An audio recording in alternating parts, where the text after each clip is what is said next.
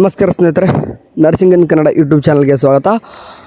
Okay, final ಏನಪ್ಪ ಅಂತಂದರೆ ಭಾಳಷ್ಟು ಹುಡುಗರು ನಿಮ್ಮ ಒಂದು ಆಶೆಯ ಮೇರೆಗೆ ಯೂನಿವರ್ಸಿಟಿ ಕಡೆಯಿಂದ ಬಂತು ಎಲ್ಲ ಗೊತ್ತಿಲ್ಲ, ಬಟ್ ಎಲ್ಲ ಒಂದು ಕಾಲೇಜ್ ಕಡೆಯಿಂದ ಬರ್ತಾ ಇದ್ದಾವೆ.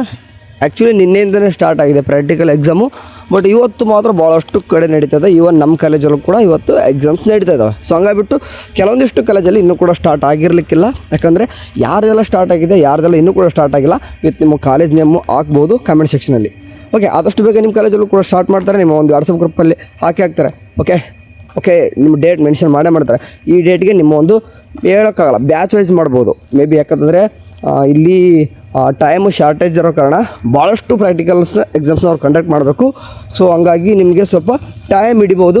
ಬಟ್ ಲಾಸ್ಟ್ ಡೇಟ್ ಸದ್ಯಕ್ಕೆ ಒಂದು ಟೆಂಟೇಟಿವ್ ಅಂತ ಹೆಂಗೆ ಅಂತೀವಿ ಅಂತಂದರೆ ಅಂದಾಜು ಅಂತ ಹೆಂಗೆ ಕರಿತೀವಿ 28 ಅಂತ ಕೇಳ್ತಾ ಇದ್ದೀವಿ ನಾವು ಅಲ್ಲಲ್ಲಿ. ಬಟ್ 28 ಆಗ್ಬೋದು, ಇನ್ನೂ ಕೂಡ ಸ್ವಲ್ಪ ಲೇಟ್ ಆಗ್ಬೋದು. ಏನಕ್ಕೆ ಇದು ಲೇಟ್ ಆಗ್ಬೋದು ಅಂತಂದರೆ ನಾನು ಹೇಳ್ದಂಗೆ ಈಗ ನಿಮಗೆ ಸೆಕೆಂಡ್ ಸೆಮಿಸ್ಟ್ರು ನಿಮಗೆ ಒಂದು ನರ್ಸಿಂಗ್ ಫೌಂಡೇಶನ್ ಅಂತಂದರೆ 4th ಸೆಮಿಸ್ಟರ್ ಬಂತಂದರೆ MSN 2 ಇದೆ. ಓಕೆ, ಅದಾದ ತಕ್ಷಣ 3rd ಇಯರ್ ಅಂತ ಬಂದುಬಿಟ್ರಂದ್ರೆ ಅವ್ರಿಗೆ 3 ಇದ್ದಾವೆ. ಓಕೆ, 3 ಪ್ರಾಕ್ಟಿಕಲ್ ಎಕ್ಸಾಮ್ ಇದ್ದಾವೆ. ಹಂಗಾಗಿ ಫೈನಲ್ ಇಯರ್ ಬಂತಂದ್ರೆ ಅವ್ರದ್ದು ಕೂಡ practical exams. Okay, so OBG ಇದೆ. ಓಕೆ, ಮ್ಯಾನೇಜ್ಮೆಂಟ್ ಬರ್ತಾವೆ. ಸೊ ಹಂಗಾಗಿಬಿಟ್ಟು ಅವ್ರದ್ದು ಕೂಡ ಪ್ರಾಕ್ಟಿಕಲ್ ಎಕ್ಸಾಮ್ಸು ಸ್ವಲ್ಪ ಟೈಮ್ ಹಿಡಿತದ. ಓಕೆ, ಸೊ ಹಂಗಾಗಿಬಿಟ್ಟು ಇದು ಸ್ವಲ್ಪ ಇನ್ನೂ ಕೂಡ ಟೈಮ್ ಹಿಡಿತದೆ. OBG ಮತ್ತು ಇನ್ನೊಂದು ಇದೆ. ಯಾಕೆ ಫೈನಲ್ ಇಯರ್ದು ಇನ್ನೊಂದು ಇರ್ಬೋದು, ಮೇ ಬಿ 2 ಪ್ರಾಕ್ಟಿಕಲ್ ಎಕ್ಸಾಮ್ಸ್ ಇರ್ಬೋದು. ಅಥವಾ ಮೇ ಬಿ CH ಕೂಡ ಪ್ರಾಕ್ಟಿಕಲ್ ಎಕ್ಸಾಮ್ ಮಾಡ್ತಾರಂತ ಗೊತ್ತಿಲ್ಲ ನನಗೆ. ಅದ್ರ ಬಗ್ಗೆ ಅಷ್ಟೊಂದು 4th ಇಯರ್ ಬಗ್ಗೆ ಕ್ಲಾರಿಟಿ ಇಲ್ಲ. So ಹಂಗಾಗಿಬಿಟ್ಟು 4th year 3rd year 3 ಮತ್ತು 4th ಸೆಮಿಸ್ಟ್ರ್ 1 ಸೆಕೆಂಡ್ ಸೆಮಿಸ್ಟ್ರ್ 1 ಇದು ಒಂದೇ ಕತೆ ಅಲ್ಲ. ಇಷ್ಟೇ ಬೇಗ ಮುಗಿಸ್ತಾರೆ. ಒಂದೊಂದು ದಿನಕ್ಕೆ ಮುಗಿಸಿದರೆ ಆಗುತ್ತೆ. ಬಟ್ ಇದು ಹೆಂಗೆ ನಡೀತು ಅಂತಂದರೆ ಕೆಲವೊಂದಿಷ್ಟು ಡಿಸ್ಟಿಕಲ್ಲಿ ಅಂದರೆ ಕೆಲವೊಂದಿಷ್ಟು ಜಿಲ್ಲೆಗಳಲ್ಲಿ ಏನಾಗುತ್ತೆ, ಒಂದೇ ಪ್ರಾಕ್ಟಿಕಲ್ ಎಕ್ಸಾಮ್ ಸೆಂಟರ್ ಇರ್ತದೆ. ಸೊ ಹಂಗಾಗಿಬಿಟ್ಟು ಆ ಒಂದು ಸೆಂಟ್ರಿಗೆ ಪ್ರೈವೇಟ್ ಕಾಲೇಜಸ್ ಏನಿರ್ತಾವೆ, ಬೇರೆ ಕಾಲೇಜಸ್ಸು ಆ ಒಂದು ಗೌರ್ಮೆಂಟ್ ಕಾಲೇಜ್ಗೆ ಬರ್ತಾ ಇರ್ತವೆ. ಪ್ರಾಕ್ಟಿಕಲ್ ಎಕ್ಸಾಮ್ಸ್ನ ಗೌರ್ಮೆಂಟ್ ಕಾಲೇಜಲ್ಲಿ ಕಂಡಕ್ಟ್ ಮಾಡ್ತಿರ್ತಾರೆ. ಸೊ ಹಂಗಾಗಿಬಿಟ್ಟು ಆ ಒಂದು ಕಾಲೇಜ್ದು ಕಂಡಕ್ಟ್ ಮಾಡಿದೆ ಬೇರೆಯವ್ರದ್ದು ಕೂಡ ಕಾಲೇಜ್ ಕಂಡಕ್ಟ್ ಮಾಡ್ಕೋಬೇಕಂದ್ರೆ ಟೈಮ್ ಹಿಡಿತದೆ. ಲೈಕ್ ಎಕ್ಸಾಂಪಲ್, ಈಗ ಒಂದು ಎಕ್ಸಾಂಪಲ್ ಕೊಡ್ತೀನಿ ನಾನು. ಈಗ ನರ್ಸಿಂಗ್ ಫೌಂಡೇಶನ್ ಒಂದು ಎಕ್ಸಾಮ್ ನಡೀತದೆ, ನಿಮ್ಮದು ಒಂದಿನ ನಡೆಸಿದರೆ ಪ್ರೈವೇಟ್ ಒಂದು 3 ಕಾಲೇಜ್ ಇದಾವಪ್ಪ, ಅಲ್ಲಿ ಅವ್ರು ಕೂಡ ಒಂದೊಂದು ದಿನ ತೆಗೋಬೇಕಾ ಅಂದರೆ ಅಲ್ಲಿ ಇಂಟರ್ನಲ್ ಆ್ಯಂಡ್ ಎಕ್ಸ್ಟರ್ನಲ್ ಅವಸು ಕೂಡ ವೈವ ಕೇಳೋರಿರ್ತಾರವ. ಸೊ ಹಂಗಾಗ್ಬಿಟ್ಟು ಇದೆಲ್ಲನೂ ಕೂಡ ಟೈಮ್ ಹಿಡಿತದೆ. ನಿಮ್ಮದು ಸೆಮಿಸ್ಟರ್ ಹುಡುಗರೇ ಬೇಗ ಮಾಡ್ತಾರೆ, ಯಾಕಂದರೆ ನಿಮ್ಮ ಕ್ಲಾಸಸ್ ಎಲ್ಲ ಸ್ಟಾರ್ಟ್ ಮಾಡಿರ್ತಾರೆ ಈಗಾಗಲೇ. ಮತ್ತು ವಾಪೀಸು ಮೇ ಬಿ ಸ್ವಲ್ಪ ಆ್ಯನ್ಯುವಲ್ ಎಕ್ಸಾಮ್ಸ್ ಇರ್ತಾವಲ್ಲ, ಅಂದರೆ 3rd ಇಯರು ಮತ್ತು 4th ಇಯರ್ನ ಸ್ವಲ್ಪ ಲೇಟ್ ಮಾಡಿದರೆ ನಡೀತದೆ ಅವ್ರನ್ನ. ಬಟ್ ಆದಷ್ಟು ಬೇಗನೆ ನಡೆಸ್ತಾರೆ, ಯಾಕಂದರೆ ರಿಸಲ್ಟ್ ಕೂಡ ಬೇಗ ಬರಬೇಕು ಅವ್ರಿಗೆ. ಏನೇ ಆಗಲಿ ಒಂದು ಪ್ರಾಕ್ಟಿಕಲ್ ಎಕ್ಸಾಮ್ಸ್ನ ಹುಡುಗರು ಪದೇ ಕೇಳ್ತಾ ಇದ್ದರೆ ಸ್ವಲ್ಪ ಅದ್ರ ಬಗ್ಗೆ ಹೇಳಿ ಅಂಥದ್ದು. ನಿಮಗೆ ಹೊಸದಾಗಿರಲ್ಲ 4th ಸೆಮಿಸ್ಟ್ರಿಗೆ ಅಂತ 3rd ಇಯರು ಮತ್ತು 4th ಇಯರ್ಗೆ ನಿಮ್ಗಂತೂ ರೂಢಿ ಆಗಿಬಿಟ್ಟಿರ್ತದೆ. ಬಟ್ ಇವಾಗ ಸೆಕೆಂಡ್ ಸೆಮ್ ಯಾರಲ್ಲ ಇವಾಗ ತಾನೇ ಸೆಕೆಂಡ್ ಸೆಮಿಸ್ಟರ್ ಎಕ್ಸಾಮ್ ಬರೆದಿದ್ರು, ಅವ್ರಿಗೆ ಫಸ್ಟ್ ಟೈಮ್ ನರ್ಸಿಂಗ್ ಫೌಂಡೇಶನ್ ನಿಮಗೆ ಒಂದು ಕ್ಲಿನಿಕಲ್ ಅಂದರೆ ಈಗ ಪ್ರಾಕ್ಟಿಕಲ್ ಎಕ್ಸಾಮ್ ಅಂದರೆ ಸ್ವಲ್ಪ ಕಷ್ಟನೇ ಇರ್ತದಂತ ಅನಿಸುತ್ತೆ. ಬಟ್ ಅದು ಯಾವುದೇ ರೀತಿ ಭಯಪಡ್ಬೇಡ್ರಿ. ಈಗ ಥಿಯರಿ ಎಕ್ಸಾಮ್ ಆಗಿದೆ ಅಂತಂದರೆ ಪ್ರಾಕ್ಟಿಕಲ್ ಎಕ್ಸಾಮ್ ಈಸಿ. ಓಕೆ, ಮುಗಿದೋಗಿ ಬಿಟ್ಟಿರ್ತವೆ.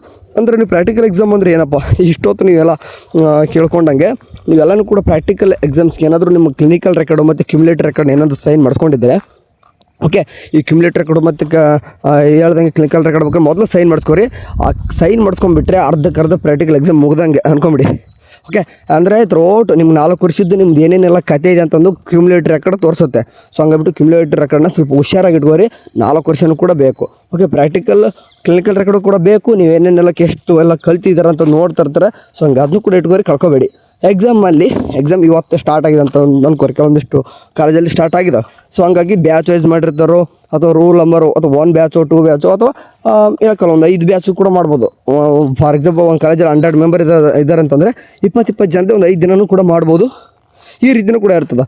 ಏನಿಲ್ಲ, ನಿಮ್ಗೆ ಹೋದಷ್ಟು ಒಂದು ಬುಕ್ಲೆಟ್ ಕೊಡ್ತಾರೆ. ಓಕೆ, ಪ್ರಾಕ್ಟಿಕಲ್ ಎಕ್ಸಾಮ್ ಅಂದರೆ ಜಸ್ಟ್ ಒಂದು ಡೈರೆಕ್ಟಾಗಿ ಒಂದು ಪೇಷಂಟ್ ಹತ್ರ ಒಂದು ಯಾವುದೋ ಒಂದು ವಾರ್ಡಿಗೆ ಕರ್ಕೊಂಡು ಹೋಗ್ತಾರೆ. ನಿಮ್ಮ ವಾರ್ಡ್ ಭಾಳಷ್ಟು ಇರ್ತಲ್ಲ ಹಾಸ್ಪಿಟಲಲ್ಲಿ ವಾರ್ಡಿಗೆ ಕರ್ಕೊಂಡೋಗಿ ಅವರಾಗೆ ರ್ಯಾಂಡಮಾಗಿ ಬಿಡ್ಬೋದು. ಅಥವಾ ನೀವು ಯಾರಾದರೂ ಕೇಸ್ನ ತೊಗೋಬೋದು ಅಂತ ಬಿಟ್ಟರೆ ನಿಮಗೆ ಬೆಟ್ರ್. ಓಕೆ, ಅಂದರೆ ಇಲ್ಲಿ ಏನು ಹೇಳ್ತಿದ್ದೀನಿ ಅಂತಂದರೆ ಅವರಾಗೆ ರ್ಯಾಂಡಮಾಗಿ ಒಂದು ಕೇಸ್ ತೊಗೋರಿ, ನೀವೇ ಒಂದು ಕೇಸ್ ಸ್ಟಡಿ ತೊಗೊಂಡು ಎಲ್ಲನೂ ಕೂಡ ಡೀಟೇಲ್ಸಾಗಿ ಎಲ್ಲನೂ ಕೂಡ ಬರ್ರಿ ಅಂತ ಹೇಳಿದ್ರೆ ನಿಮಗೆ 45 ನಿಮಿಷ ಟೈಮ್ ಇರ್ತದೆ. ಸೊ ಹಂಗಾಗಿಬಿಟ್ಟು ಅದರಲ್ಲಿ ನಿಮ್ಗೊಂದು ಕೇಸ್ ಅಂದರೆ ನಿಮ್ಗೆ ಒಂದು ಪ್ರೊಫೈಲ್ ಅವ್ರದ್ದು ಏನಿರ್ತದೋ ಅಂತಂದರೆ ಅವ್ರ ಇನ್ವೆಸ್ಟಿಗೇಷನ್ಸ್ ಏನೇನೆಲ್ಲ ಮಾಡಿರ್ತೋ, ಏನು ಮೆಡಿಕೇಷನ್ ಕೊಟ್ಟಿರ್ತಾರೋ, ಏನೇನೆಲ್ಲ ಹಿಸ್ಟ್ರಿ ಇದೆಯೋ ಎಲ್ಲನೂ ಕೂಡ ಅದ್ರ ಬರ್ದಿರ್ತಾರೆ ನೋಡ್ರಿ. ಟ್ರೀಟ್ಮೆಂಟ್ ಚಾರ್ಟು ಇದೆಲ್ಲ ಒಂದು ಕೇಸ್ ಬುಕ್ ಫೈಲ್ ಇರ್ತಲ್ವ, ಅದನ್ನೇ ತೊಗೊಂಡು ನೀವು ಡೀಟೇಲ್ಸ್ ಓಕೆ ಅವ್ರನ್ನ ಕೇಳಬೇಕು. ಪೇಷಂಟ್ನ ಎಲ್ಲರೂ ಕೂಡ ಬಯೋಡೇಟಾ ಎಲ್ಲನೂ ಕೂಡ ಕೇಳೋದಿರ್ತಲ್ವ. ಕಾಮನ್ ನೀವು ಇದುವರೆಗಾಳೆ ನೀವು ನರ್ಸಿಂಗ್ ಫೌಂಡೇಶನ್ ಅನ್ನೋದು ನರ್ಸಿಂಗ್ ಫೌಂಡೇಶನ್ ಆಗಲೇ ಬರೆದಿದ್ರಲ್ವ ಅದೇ ರೀತಿ ಏನಪ್ಪ ಅಂತಂದರೆ ಸೇಮ್ ಇಲ್ಲೂ ಕೂಡ ಮುಂದುವರಿತದೆ. ಅಲ್ಲಿ ನಿಮಗೆ ಕಡಿಮೆ ಅಂದರೆ ಲಿಮಿಟೆಡ್ ಪೇಜಸ್ನ ಕೊಟ್ಟಿರ್ತಾರೆ. ಹೆಂಗೆ ನೀವು ಥಿಯರಿ ಎಕ್ಸಾಮಲ್ಲಿ ಲಿಮಿಟ್ನ ಒಂದು ಬುಕ್ಲೆಟ್ನ ಕೊಟ್ಟಿದ್ರು ಅದೇ ರೀತಿಯಾಗಿ ಇಲ್ಲಿ ಕೂಡ ಬುಕ್ಲೆಟ್ ಇರ್ತದೆ. ಕಡಿಮೆ 9 ಪೇಜ್ ಇರ್ತದೆ ಅನಿಸುತ್ತೆ. ಸೊ ನೋಡ್ಕೊಂಡು ಬರೀರಿ, ಯಾಕಂದರೆ ನಿಮಗೆ ಹಿಸ್ಟ್ರಿ ಬರೀತೀರಾ ನೀವು, ಮೊದಲಕ್ಕೆಲ್ಲ ಬಯೋಡೇಟಾ ಆಯಿತು, ನಿಮಗೆ ಹಿಸ್ಟ್ರಿ ಎಲ್ಲನೂ ಟೆಕನ್ ತೊಗೊತೀರಾ. ಅಥವಾ ಅದಾದ ತಕ್ಷಣ ಫಿಸಿಕಲ್ ಎಕ್ಸಾಮಿನೇಷನ್ ಬರುವಾಗ ಥ್ರೂಔಟ್ 8 to 12 ಬರುವಾಗ ಸ್ವಲ್ಪ ಬರೀರಿ, ಭಾಳ ಬರೀಬೇಕು ಬಿಡ್ರಿ. ಅಂದರೆ ಫಾರ್ ಎಕ್ಸಾಂಪಲ್ ನಿಮ್ಗೆ 5 ಅಂತ ಕೇಳಿದಾಗ ಅದರಲ್ಲಿ ಏನು ಭಾಳಷ್ಟು ಬರ್ತವೆ. ಮತ್ತು ಅದರಲ್ಲಿ ನೀವು ಮಾಯ್ಶ್ಚರ ಓಕೆ ಅದು ಒಂದು. ಫಾರ್ ಎಕ್ಸಾಂಪಲ್ ಏನು ನೋಸ್ ಬರೆಯುವಾಗ ಸಿಮಿಟ್ರಿ ಸಾಕೋದು ಒಂದೇ. ಈ ರೀತಿ ಬರಿತಾ ಹೋಗ್ರಿ, ಭಾಳಷ್ಟು ಬರಿತಾ ಹೋಗುತ್ತೆ. ಅಂದರೆ ನಿಮಗೆ ಅಂದರೆ ಭಾಳಷ್ಟು ಆಯ್ತು ಅಂದರೆ ನಿಮಗೆ ಕನ್ಫ್ಯೂಷನ್ ಆಗೋ ಬದಲು ನಿಮಗೆ ಅಲ್ಲಿ ಪೇಜಸ್ ಸಾಲಲ್ಲ. ಓಕೆ, ನಿಮ್ಗೆ ಇರೋದೇ 8 to 9 ಪೇಜಸ್ನ ಕೊಟ್ಟಿರ್ತಾರೆ, ಅದರಲ್ಲೇ ನೀವು ಬರಿಬೇಕಾಗಿರ್ತದೆ. ಏನಕ್ಕಂತಂದರೆ ನೀವೆಲ್ಲನೂ ಕೂಡ ಈಗ ಯಾವಾಗ ಫಿಸಿಕಲ್ ಎಕ್ಸಾಮಿನೇಷನ್ ಬರಿತೀರೋ ಅವಾಗ ನಿಮಗೆ ಇನ್ವೆಸ್ಟಿಗೇಷನ್ಸ್ ಕೂಡ ಅಲ್ಲಿ ಸ್ವಲ್ಪ ಏನು ಕೇಳಿರ್ತಾರೆ ಬರಿಬೇಕು. ಟ್ರೀಟ್ಮೆಂಟ್ ಚಾರ್ಟಲ್ಲಿ ಏನಿದೆ ಅಂತ ಕೂಡ ಅದನ್ನು ಕೂಡ ಬರಿಬೇಕಾಗಿರ್ತದೆ.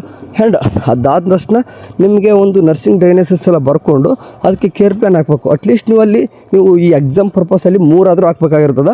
ಸೊ ನೆನ್ಪಿಟ್ಕೋರಿ, ಹುಡುಗರು ನಾವು ನೋಡಿದಂಗೆ 1-2 ಹಾಕ್ತಿರ್ತಾರೆ, ಅಟ್ಲೀಸ್ಟ್ 3 ಹಾಕ್ರಿ. ಓಕೆ, ಕೇರ್ ಪ್ಲಾನ್ 3 ಅಂದರೆ ನೀವು ಡಯಾಗ್ನೋಸಿಸ್ ಏಮ್ ಮಾಡ್ತಿರೋ ಅದ್ರ ಮೇಲೆ ಕೇರ್ ಪ್ಲಾನ್ ಬರೀಬೇಕು. ನೀವು ನರ್ಸಿಂಗ್ ಫೌಂಡೇಶನ್ ನಿಮ್ಗೆ ಬರೆದಿರ್ತೀರ. ಓಕೆ, ನಿಮ್ಗೆ ಏನೇನು ಡಯಾಗ್ನೋಸಿಸ್ ಗೊತ್ತಿಲ್ಲ ಅಂತಂದರೆ ನೀವು ಒಂದು ಟೈಮ್ ನೋಡ್ಕೋರಿ. ಓಕೆ, ನಿಮಗೆ ಕೇರ್ ಪ್ಲಾನ್ 3 ಹಾಕ್ರಿ. ಅದಾದ ತಕ್ಷಣ ಕೊನೆಗೆ ಓಕೆ ಲಾಸ್ಟಿಗೆ ಬರೆಯೋದಿರುತ್ತೆ ನೋಡಿರಿ, ಅದು ನಿಮಗೆ health education. Okay, health education ಅದೊಂದು ಅರ್ಧ ಪೇಜ್ ಆದರೂ ಬರಲೇಬೇಕು. ನೆನ್ಪಿಟ್ಕೋರಿ, ಸುಮ್ಮನೆ ಬಿಡಕ್ಕೆ ಹೋಗ್ಬೇಡ್ರಿ. ಇದೆಲ್ಲನೂ ಕೂಡ ಬರೆದ್ರೆ ನಿಮಗೆ ಒಂದು ಪ್ರಾಕ್ಟಿಕಲ್ ಎಕ್ಸಾಮ್ಗೆ ಒಂದು ಸಕ್ಸಸ್ಫುಲ್ಲಾಗಿ ಕಂಪ್ಲೀಟ್ ಆಗುತ್ತೆ. ಓಕೆ, ಇದನ್ನು ಬರ್ಕೊಂಡು ನಿಮ್ಗೆ ಅಲ್ಲೇ ಓಕೆ ಅಂದರೆ ನಿಮಗೆ ಪ್ರಾಕ್ಟಿಕಲ್ ಎಕ್ಸಾಮ್ನೆಲ್ಲೇ ಕಂಡಕ್ಟ್ ಮಾಡಿದ್ರು ಅಲ್ಲೇ ವೈವಾ ಕೇಳ್ಬೋದು, ಅಥವಾ ನಿಮಗೆ ಕಾಲೇಜ್ಗೆ ಕರೆದುಬಿಟ್ಟು ಅಲ್ಲಾದರೂ ಕೇಳ್ಬೋದು. ಓಕೆ, ಇದು ವೈವಾದ ಕೇಳುವಾಗ ಇಂಟರ್ನಲ್ ಮತ್ತು ಎಕ್ಸ್ಟರ್ನಲ್ ಇಬ್ಬರು ಕೂಡ ಇರ್ತಾರೆ. ಸೊ ಇಂಟರ್ನಲ್ ಏನಪ್ಪ ಅಂತಂದರೆ ಈಗ ಹೇಳ್ದಂಗೆ ನಿಮಗೆ ಯಾವ ರೀತಿ ನಿಮ್ಗಂತೂ ಗೊತ್ತಿರುತ್ತೆ, ನಿಮ್ಮ ಕಾಲೇಜಲ್ಲಿ ಅಷ್ಟೇನು ಜಾಸ್ತಿ ಭಾಳ ಒತ್ತು ಕೊಡ್ತಿರಲ್ಲ. ಬಟ್ ಎಕ್ಸ್ಟರ್ನಲ್ ಅಂತಂದ್ರೆ ಹೊರಗಡೆ ಬಂದಿರ್ತಾರೆ ಟೀಚರ್ಸು, ಅವ್ರ ಜೊತೆ ನೀವು ವೈವಾ ಚೆನ್ನಾಗಿ ಹೇಳ್ತಂದ್ರೆ ನಿಮ್ಗೆ ಮಾರ್ಕ್ಸ್ ಚೆನ್ನಾಗಿ ಬರ್ತದೆ. ಓಕೆ, ವೈವಾ ಯಾವ ರೀತಿ ಕೇಳ್ಬೋದಪ್ಪ ಅಂತಂದ್ರೆ ನಿಮ್ಗೆ ಯಾವುದೊಂದು ಕೇಸ್ ತೊಗೊಂಡಿರ್ತೀರೋ ಅಂತ, ಲೈಕ್ ಎಕ್ಸಾಂಪಲ್ ಒಂದು ಅನೆಮಿಯಾ ಅಂತ ಇಟ್ಕೋರಿ. ಓಕೆ, ಅನೆಮಿಯಾ ಮೇಲೇ ನಿಮಗೆ ಕ್ವಶನ್ಸ್ನ ಜಾಸ್ತಿ ಕೇಳೋದು ಸಾಧ್ಯತೆ ಜಾಸ್ತಿ ಇರ್ತದೆ. ಅದಾದ ತಕ್ಷಣ ಸ್ವಲ್ಪ ನಿಮಗೆ ಜನರಲ್ ಕ್ವಶನ್ಸ್ ಅಂತ ಬರ್ತಿರ್ತವೆ. ಎಕ್ಸಾಂಪಲ್ ನಿಮಗೆ ORS ಪ್ರಿಪ್ರೇಷನ್ ಮಾಡೋದು ಯಾವ ರೀತಿ, ಅಥವಾ ನೀವು ನಾರ್ಮಲಾಗಿ ನಿಮಗೆ ಹಾಸ್ಪಿಟ್ಲಲ್ಲಿ ಯಾವುದೇ ಆ್ಯಂಟಿಬಯೋಟಿಕ್ಸ್ ಕೊಡ್ತಿರ್ತೀರಾ. ಓಕೆ, ಈಗ ಅನೆಮಿಯಾದಲ್ಲಿ ಏನು ಕ್ಲಿನಿಕಲ್ ಫೀಚರ್ಸ್ ನೋಡ್ತೀರಾ ಅಂತಂದ್ರೆ ಸೈನ್ಸ್ ಸಿಂಪ್ಟಮ್ಸ್ ನೋಡ್ತೀರಾ ಮೇನ್ ಆಗಿ. ಈ ಥರ ಜನರಲ್ ಕ್ವಶನ್ಸ್ನ ಅಲ್ಲೇ ನಿಮಗೆ ವೈವಾದಲ್ಲಿ ಕೇಳೋ ಸಾಧ್ಯತೆ ಜಾಸ್ತಿ ಇರ್ತದೆ. ಸೊ ಹಂಗಾಗಿ ನಿಮಗೆ ಫೋನ್ ಅಲೋ ಮಾಡಿತ್ತಂದರೆ, ಯಾಕಂದರೆ ಎಕ್ಸಾಮ್ ಮುಗಿದ ತಕ್ಷಣ ಅಂದರೆ ಎಕ್ಸಾಮ್ ಅನ್ನೋಕ್ಕೆ ಮುಂಚೆ ಇವೆಲ್ಲನೂ ಕೂಡ ಬರ್ಕೊಂಡಿದ್ರೆ ಒಂದು ಕಡೆ ಬರ್ಕೊಂಡು ನಿಮ್ಗೆ ಇನ್ನೂ ಕೂಡ ವೈವಾ ಮುಗ್ದಿಲ್ಲಪ್ಪ ಅಂತಂದರೆ ಅದಕ್ಕಿಂತ ಮುಂಚೆ ಸ್ವಲ್ಪ ಗೂಗಲಲ್ಲಿ ಅಥವಾ ಎಲ್ಲಾದರೂ ಸರ್ಚ್ ಮಾಡ್ಕೊರಿ. ಬೇಗನೆ ಸರ್ಚ್ ಮಾಡ್ಕೋಬೇಕು, ಟೈಮ್ ಕಡಿಮೆ ಇರ್ತದೆ.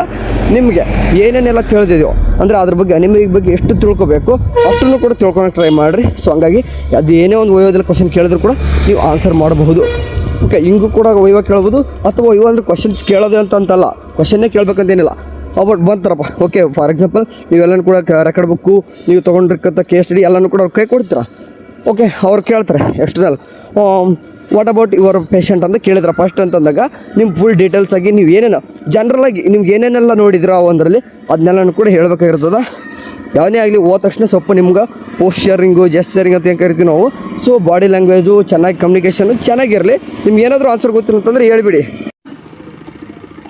ನಿಮಗೆ ಆನ್ಸರ್ ಕೂಡ ಏನಾದರೂ ಗೊತ್ತಿಲ್ಲ ಅಂತಂದ್ರೂ ಕೂಡ ಅಟ್ಲೀಸ್ಟ್ ಅದಕ್ಕೆ ಏನಾದರೂ ರಿಲೇಟೆಡ್ ಆಗಿ ಕೂಡ ಏನಾದರೂ ಹೇಳ್ರಿ, ಸುಮ್ಮನೆ ಕೂರಕ್ಕೆ ಹೋಗ್ಬೇಡ್ರಿ. ಅಬೌಟ್ ನಿಮ್ಗೆ ಪೂರ ಏನು ಗೊತ್ತಿಲ್ಲ ಅಂತಂದರೆ ಐ ಡೋಂಟ್ ನೋ ಮೇಡಮ್ ಅಥವಾ ಐ ಡೋಂಟ್ ನೋ ಸರ್ ಈ ರೀತಿ ಆದರೂ ಮಾತಾಡ್ರಿ. ವೈವಾದಲ್ಲಿ ನೀವು ಯಾವ ರೀತಿ ನೀವು ಆನ್ಸರ್ ಮಾಡ್ತೀರೋ ಅದು ನಿಮಗೆ ಪ್ರಾಕ್ಟಿಕಲ್ ಮಾರ್ಕ್ಸ್ ಎಷ್ಟು ಬರ್ಬೇಕಂತ ಡಿಸೈಡ್ ಮಾಡ್ತದೆ. ನೀವು ಬರೆಯೋದಕ್ಕಿಂತ ಇಂಪಾರ್ಟೆಂಟು ವೈವಾಲಿ ಇಂಪಾರ್ಟೆಂಟ್ ಆಗಿರ್ತದೆ. ಓಕೆ, ಯಾಕಂದರೆ ಇವಾಗಲೇ ಗೊತ್ತಾಗ್ಬಿಟ್ಟಿದೆ ಅವ್ರಿಗೆ ವೈವಾ ಕೂಡ ಇಂಪಾರ್ಟೆಂಟ್ ಅಂತ. ಯಾಕಂತಂದರೆ ಈ ಬರೀ ಪ್ರಾಕ್ಟಿಕಲ್ ಎಕ್ಸಾಮ್ ಏನು ಮಾಡ್ತಿದ್ರು ಅಂತಂದರೆ ಬೇರೆ ಒಂದು ಕಾಲೇಜಲ್ಲಿ ಏನಾಗಿದೆ ಅಂತಂದರೆ ಪ್ರಾಕ್ಟಿಕಲ್ ಎಕ್ಸಾಮ್ ಏನಾಗ್ಬಿಟ್ಟಿದೆ ಅಂತಂದರೆ ಎಲ್ಲ ಕಡೆ ಈಗ ಸದ್ಯಕ್ಕೆ ಸುಮ್ಮನೆ ಕಾಟಾಚಾರಕ್ಕೆ ಮಾಡ್ತಿದ್ದಾರೆ. ಅದಕ್ಕೋಸ್ಕರ ವೈವಾ ಒಂದು ಕರೆಕ್ಟಾಗಿ ಸ್ಟ್ರಿಕ್ಟ್ ಮಾಡಿಬಿಟ್ರೆ ವೈವಾ ಮೇಲೆ ಡಿಸೈಡ್ ಮಾಡಿಬಿಡೋಣ ನಾವು ಎಷ್ಟೊಂದು ಮಾರ್ಕ್ಸ್ ಹಾಕಬೇಕು ಅನ್ನೋದ್ರ ಮೇಲೆ. ಎಲ್ಲನೂ ಕೂಡ ವರ್ಷನೂ ಕೂಡ ಹಂಗೆ ಮಾಡ್ತಿದ್ದಾರೆ ಬೇರೆ ಒಂದು ಕಾಲೇಜ್ಗೆ. ಸೊ ಹಂಗಾಗಿಬಿಟ್ಟು ವೈವಾ ಚೆನ್ನಾಗಿ ಪ್ರಿಪೇರ್ ಆಗಿ ವೈವಾ ಕೂಡ ಓದ್ಕೊರಿ ಸ್ವಲ್ಪ. ಓಕೆ, ಅಂದರೆ ಮೇನಾಗಿ ಓದ್ಕೊಳ್ಳೋದು ಏನಪ್ಪ ಅಂದರೆ ಅಲ್ಲಿ ಅವತ್ತಿನ ದಿನ ನೀವು ಏನಿರ್ತದೋ ಎಕ್ಸಾಮ್ ದಿನ ಯಾವ ಒಂದು ನಿಮಗೆ ಕೇಸ್ ತೊಗೊಂಡಿರ್ತೀರೋ ಆ ಒಂದು ಡಿಸೀಸ್ ಕಂಡೀಷನ್ ಮ್ಯಾಗ ಭಾಳಷ್ಟು ನೀವು ಎಷ್ಟು ನೋಡಬೇಕು ಸಾಧ್ಯ ಆದಷ್ಟು ಅದೆಷ್ಟನ್ನು ಕೂಡ ನೋಡ್ಕೋರಿ. ನಿಮಗೆ ಎಕ್ಸಾಮ್ಗೆ ಹೆಲ್ಪ್ ಆಗುತ್ತೆ. ಓಕೆ, ಸರಿ, ಇದಾದ ತಕ್ಷಣ ರಿಸಲ್ಟ್ ಬಗ್ಗೆ ಅಪ್ಡೇಟ್ ಮಾಡ್ತೀನಿ. ಅಲ್ಲಿವರೆಗೂ ಚಾನಲ್ ನೋಡ್ತಾರೆ. Take care, by.